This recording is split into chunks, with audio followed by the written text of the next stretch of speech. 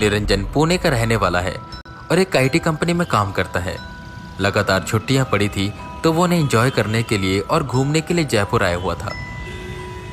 उसका बहुत पहले से मन था कि वो जयपुर घूमने के लिए आए और वहां की खूबसूरती देखे, तो जैसे उसे मौका मिला वो निकल पड़ा। उसे जयपुर आए अभी बस एक ही दिन हुआ था। यही शाम के 4 बज रहे थे और वो ऑटो रिक्शा में जल महल देखने के लिए जा रहा था। रिक्शा से उतरते ही वो उस खूबसूरत जल महल को देखने लगा। वहीं पास में कुछ ऊंट खड़े थे। उनके साथ तस्वीरें ले वो यहाँ वहां घूमने लगा। पानी में डूबा एक खूबसूरत महल, जिसके पीछे छोटे छोटे पहाड़ जो कि इस दृश्य को और सुंदर बना रहे थे। जल महल जो है वो और उस जल महल की कहानी वहां खड़े गाइड बता रहे थे। भ्रामक चीजें भी लोगों में खैर यहाँ वहां घूमते हुए उसे 6 बज गए। वहीं पास में एक शख्स भुट्टा बेच रहा था, तो निरंजन ने उससे एक भुट्टा लिया और आराम से चलते चलते भुट्टा खाते हुए जयपुर की गलियों को पैदल ही नापने लगा। वहां की खूबसूरती देखने लगा और वो वजह कि क्यों जयपुर को पिंक सिटी कहा जाता है। यहीं घूमते घूमते वो थोड़ा दूर आ गया और गलियों में कुछ यूं गुम गया कि उसे बाहर जाने का रास्ता नहीं मिल रहा था। खैर किसी तरह यहां वहां से पूछकर वो मेन रोड पर आया। अभी अंधेरा पूरे रूप से हुआ नहीं था और वो अभी और ज्यादा घूमना चाहता था, तो वो यूं ही टहलता रहा। धीरे धीरे कर सड़क से लोग और गाड़ियां कम हो गई। अब रात काफी हो चली थी। कुछ दूर यूं ही घूमने के बाद उसने वक्त देखा तो रात के 11:30 हो रहे थे और उसे पता ही नहीं चल रहा था कि वो किस जगह है।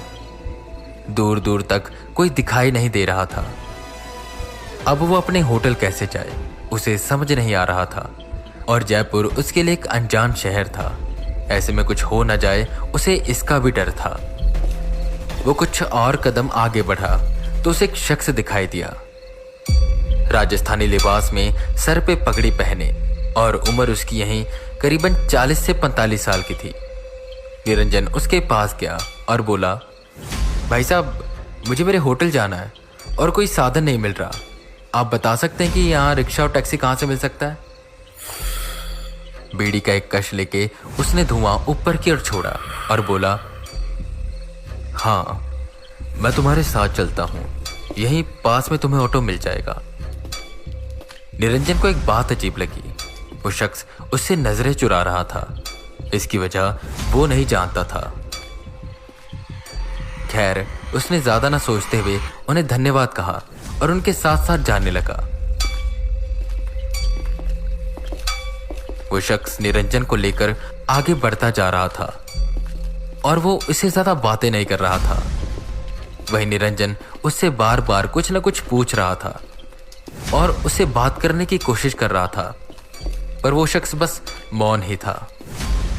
चलते चलते यूं ही कुछ वक्त गुजरा और वो मेन सड़क से दूर एक सुनसान रास्ते पर आ गए। निरंजन को डर लगने लगा और वो सोचने लगा कि कहीं ये कोई चोर डाकू तो नहीं। निरंजन अपने कदम पीछे की ओर करने लगा कि वो शख्स एकदम से बोला, डरने की जरूरत नहीं है, बस मेरे साथ साथ चलते रहो। उस शख्स ने पलटकर देखा भी नहीं था और फिर भी उसे पता चल गया कि निरंजन पीछे की ओर जा रहा है। ये बात निरंजन को भी चौंकाती है और ना चाहते हुए वो उसके पीछे पीछे जाता है। कुछ दूर जाने के बाद वो शख्स रुका। निरंजन चौकन्ना हुआ कि वो शख्स एक तालाब की ओर इशारा करते हुए बोला, तुम्हें पता है वहां क्या है? निरंजन ने उस तालाब की ओर देखा जो सड़क से लगकर बस थोड़ा दूर थी। नहीं मुझे नहीं पता, निरंजन बोला। तभी वो शख्स उस तालाब के पास गया और बोला, यहां आओ और देखो।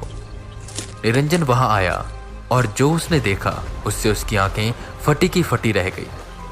उस पानी के अंदर ढेर सारे गहने और सोना पड़ा था। ये यहां कैसे? निरंजन हैरान होकर बोला कि तभी वो शख्स हंसते हुए कहता है, चाहिए तुम्हें? निरंजन एक पल तो चौंका। इतना सारा सोना, अगर ये मिल गया तो मेरी सारी जिंदगी मस्त हो जाएगी। नौकरी छोड़कर बस ऐश करूंगा और जो सर पर कर्जा है उसे भी उतार दूंगा। निरंजन मन ही मन सोच खुश हो रहा था, पर उसके मन में एक शंका सी आई और उसने पूछा, पर ये सोना है किसका और यहाँ क्या कर रहा है? उससे तुम्हें क्या लेना, अगर चाहिए हो तो बोलो, उस शख्स ने कहा। निरंजन बिना देर किए हुए बोला, अरे कोई बेवकूफ़ होगा जो ना बोलेगा। जिस पर वो शख्स अजीब तरह से मुस्कुराया और बोला, तो ऐसा करो, तुम अंदर जाओ और ये सोना मुझे पकड़ाओ, बाद में आधा आधा कर लेंगे।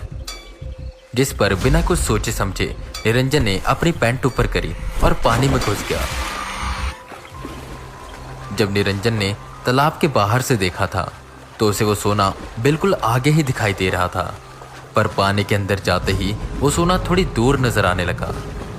खैर, वो आगे बढ़ने लगा, पर जैसे जैसे वो आगे बढ़ता सोना और दूर होता जाता। पानी अब तक उसकी छाती तक आ गया था। भाई साहब, ये सोना तो आगे जा रहा है, मुझे कुछ समझ नहीं आ रहा, मैं वापस आ रहा हूँ। नहीं नहीं, आगे बढ़ते रहो, वहीं होगा, थोड़ा सा मुस्कुराते हुए उस शख्स ने कहा। निरंजन को कुछ अजीब लगा। उसने पलट कर देखा तो वो शख्स एकटक उसकी ओर देखते हुए मुस्कुरा रहा था। हालांकि अंधेरा काफी था, पर बगल में लगी स्ट्रीट लाइट से वो उसका चेहरा देख पा रहा था। उसके चेहरे पर एक अजीब सी मुस्कान थी और अब जाकर निरंजन ने उसकी आंखों में आंखें डाली थी। उस शख्स की पलकें बार बार ऊपर नीचे हो रही थी और उसकी पुतलियां स्थिर नहीं थी, वो बस इधर उधर हिलती जा रही थी, मानो ऐसा जैसे वो उसकी आंखों में आंखें डालकर देखना ही ना चाहता हो। ये जो भी था बहुत डरावना था। नीरज को कुछ गड़बड़ लगने लगी। उसने अपने आंखों पे लगी लालच की पट्टी को उतारा और बाहर की ओर जाने लगा। पर जैसे जैसे वो बाहर जाने लगा उसका पैर पानी में धंसने लगा, मानो ऐसे जैसे उसका पैर पकड़कर कोई खींच रहा हो। वो आगे नहीं बढ़ पा रहा था। किसी न किसी तरह जोर लगाते हुए वो बस अपने कदम उठाता, पर फिर ऐसा लगता कि जैसे कोई खींच रहा हो। वो जितना ज्यादा जोर लगाता उतना ही पानी के अंदर जाता। उसे कुछ भी समझ नहीं आ रहा था और वो बहुत घबरा रहा था। और वहीं वो खड़ा शख्स जोर जोर से हंस रहा था, मानो ऐसे जैसे उसकी मौत का वो तमाशा देख रहा हो। जब पानी निरंजन के गले तक आ गया तो उसने मदद की गुहार लगाई और चिल्लाना शुरू किया, बचाओ मुझे, बचाओ, मैं पानी के अंदर डूब रहा हूं, कोई आया, बचाओ मुझे। थोड़ी देर बाद कुछ लोगों की आवाजें आई। वो शख्स वहां से भाग गया। लोगों ने निरंजन को देखा और उसकी मदद करी। उसकी ओर रस्सी फेंकी, उसे बाहर निकाला और उस पर चिल्लाने लगे, तुम तालाब के अंदर क्या कर रहे थे यार? तुम्हें नहीं पता ये जमीन दलदली है? वो तो शुक्र करो हम वक्त पर आ गए, वरना अब तक तो तुम मारे जाते। निरंजन डर से इतना सहमा हुआ था कि वो कुछ बोल ही नहीं पा रहा था। उन लोगों ने उसे पानी पिलाया और उससे पूछा कि तुम कौन हो और आखिर यहाँ कर क्या रहे थे। तो जो जो निरंजन के साथ हुआ था वो उन्हें सब बताने लगा। उस शख्स का मिलना, तालाब में सोना दिखना और उस शख्स का हुलिया।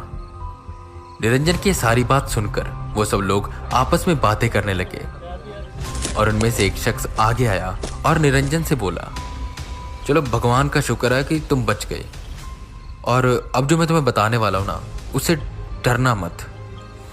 वो जो शख्स तुम्हें मिला था ना, वो कोई इंसान नहीं था, बल्कि वो एक छलावा था। क्या छलावा? निरंजन हैरान हुआ। यूं तो उसने छलावा की काफी कहानियां सुनी हुई थी, पर उसे लगता था कि बस ये कहानियां हैं। पर जब आज उसने अपनी आंखों से देखा तो उसे यकीन हुआ कि छलावा सच में होते हैं।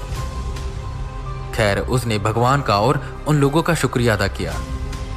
उन लोगों में से एक आदमी उसे होटल पर छोड़कर आया और इसके बाद कभी भी निरंजन अगर कहीं घूमने गया तो कभी भी यूं रात को अकेले नहीं निकला, और खासकर अनजान रास्तों पर, क्योंकि कब किसी अनजान रास्ते पर फिर कहीं उसे कोई शख्स दिखाई दे जो उसे उसके साथ चलने को कहे।